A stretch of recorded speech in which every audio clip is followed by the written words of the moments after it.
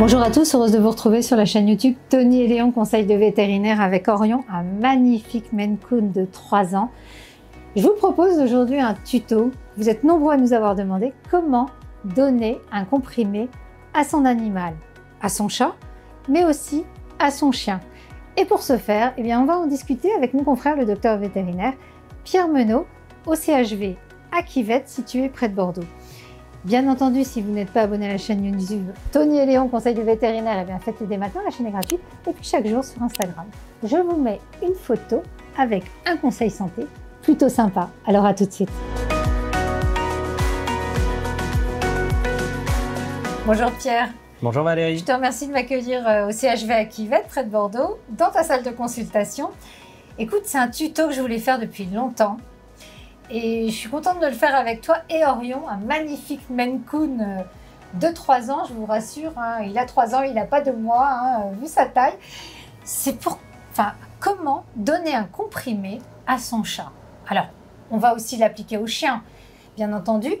Donner des petites astuces, des trucs et astuces. Et avant de commencer cet épisode avec toi, de parler vraiment tuto sensu stricto, hein, je voudrais dire, les comprimés, c'est un peu incontournable dans la médecine vétérinaire. On en donne pour les vermifuges, on en donne même maintenant pour traiter contre les pucellétiques, mais pas que.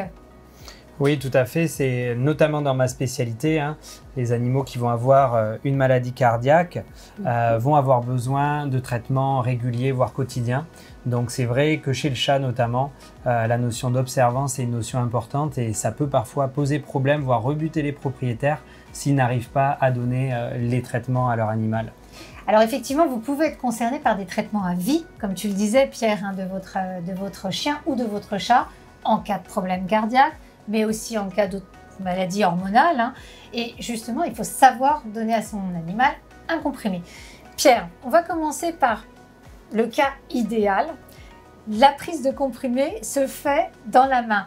En effet, on sait qu'il y a des comprimés qui sont dits appétants. Appétant, ça veut dire que finalement, ça a un bon goût pour l'animal. Ça marche régulièrement, ça ou... En tout cas, ça vaut le coup d'essayer. Maintenant, les laboratoires ont développé beaucoup de procédés qui permettent parfois une prise spontanée chez le chien et chez le chat. Donc, ça vaut toujours le coup d'essayer. Tout d'abord, on peut essayer juste de présenter finalement le comprimé à son animal. C'est une première étape. Si ça ne fonctionne pas, on peut le cacher peut-être dans un aliment qu'ils vont apprécier. Alors, et si vraiment ça ne marche pas, ben on va passer à l'administration directement. Ça, ce sera la partie tuto ensemble. Alors, caché dans un aliment, évidemment, entre le chien et le chat, ils n'ont pas forcément les mêmes goûts.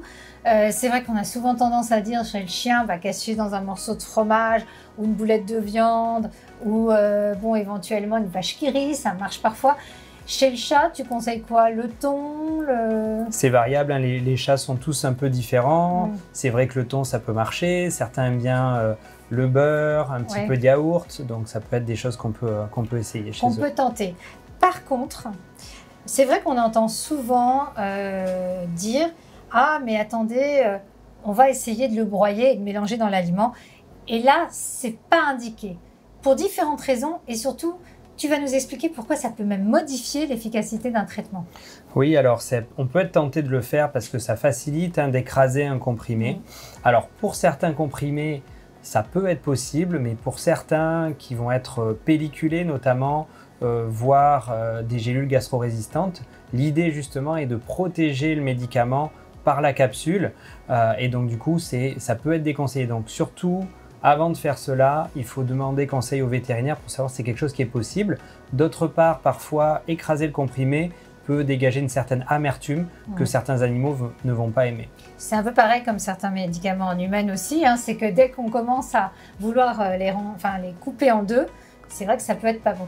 Vous l'avez compris, ce qu'expliquait Pierre sur la gastro-résistance, c'est qu'en fait, il y a des médicaments qui sont pelliculés de façon à ce qu'ils puissent passer au-delà de l'estomac, hein, et garder le principe actif intact. Et si vous le broyez, et forcément, il n'y aura plus l'activité.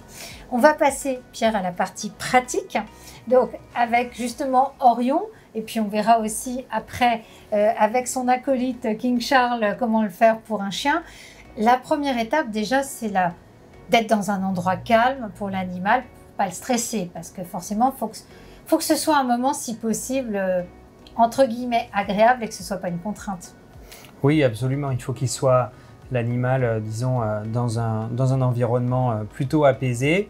Ce qui est important chez le chat, surtout, c'est de ne pas le déranger. S'il est en train de manger, s'il est en train de faire sa toilette ou ses besoins, il ne faut surtout pas le perturber à ce moment-là. Et surtout, toujours faire en sorte que l'administration du comprimé soit un moment agréable pour l'animal. Donc, après avoir donné le comprimé, toujours faire du renforcement positif, caresser, donner une friandise pour que finalement la prise de comprimé soit associée à un moment agréable pour l'animal. Voilà.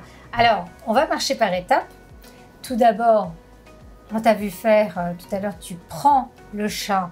C'est un peu d'ailleurs ce qu'on conseille aussi avec le lapin finalement. Moi, je reprends un peu comme les épisodes là qu'on a tournés. Tu prends le chat contre toi, tu le plaques contre toi et ensuite, tu vas utiliser chacune de tes mains avec des mouvements bien particuliers, rapides et précis. Oui, donc on va essayer alors. Notamment chez le chat, si on peut être 2 personnes, cela peut aider. Ouais. Des fois, c'est pas possible, mais c'est tout à fait possible de donner un comprimé seul à un animal. Et effectivement, on va avoir des mouvements assez particuliers, c'est-à-dire qu'on va prendre d'une main la tête de l'animal et l'incliner vers le haut.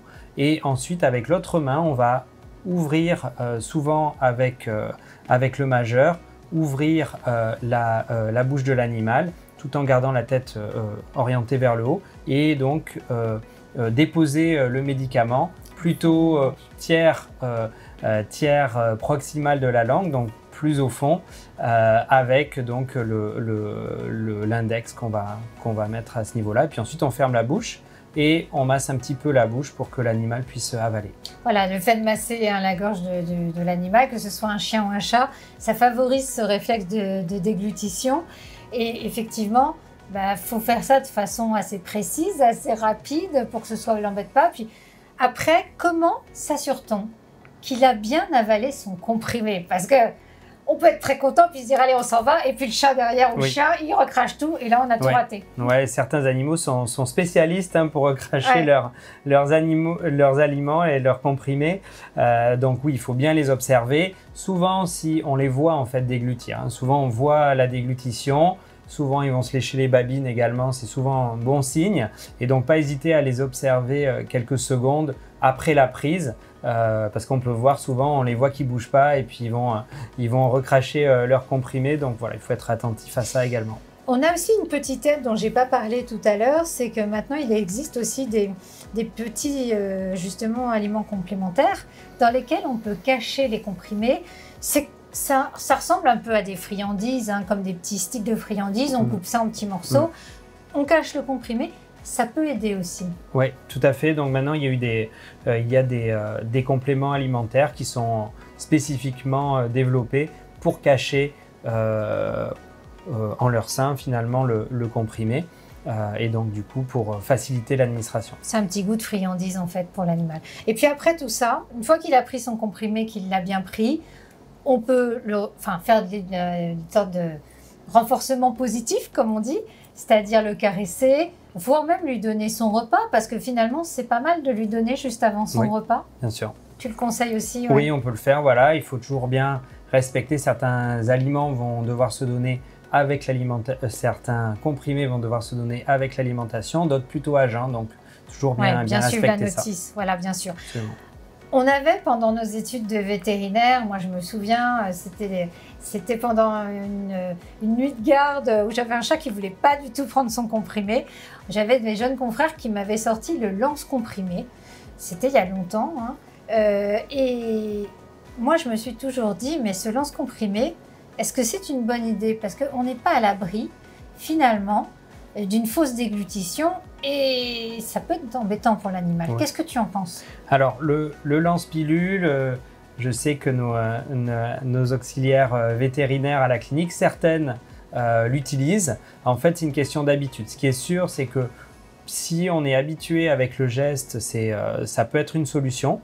Par contre, il faut faire attention, c'est-à-dire qu'il faut surtout faire attention à ne pas être brusque, à ne pas envoyer sous pression le comprimé avec le lance-pilule, parce qu'effectivement, on peut avoir une fausse route, faire avaler de travers l'animal, et ça peut avoir des conséquences qui peuvent être vraiment néfastes. Embêtantes. En tout cas, merci beaucoup Pierre pour tous tes conseils qui, je pense, vont aider beaucoup de propriétaires de chiens et chats pour faire des vermifugations ou des traitements anti-puces, bien entendu, et puis surtout pour faire des traitements à vie de leur animal bien comprimé. Donc merci pour ton aide et tes démonstrations. Et j'espère que cet épisode sous forme de tuto ultra pratique vous aura plu. En tout cas, si c'est le cas, n'hésitez pas à liker, partager, puis abonnez-vous à la chaîne YouTube Tony et Léon, conseil de vétérinaire. Et à très bientôt pour un autre épisode. Au revoir. Merci Pierre, au revoir.